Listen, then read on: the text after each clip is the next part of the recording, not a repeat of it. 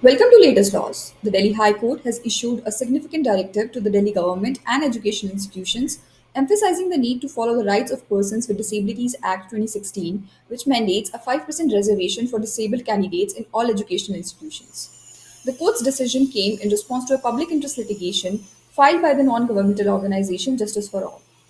The PIL alleged that the university had failed to provide the prescribed 5% reservation for specially abled candidates as required by the Act.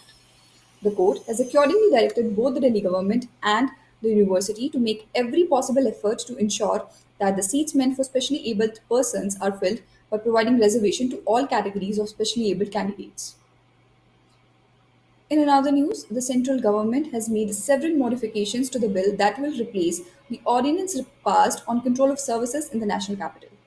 Majorly, Section 45D of the GNCTD Act, inserted through the ordinance, which was the most fiercely contended provision in the Delhi government's petition against the centre in the Supreme Court, has been dropped.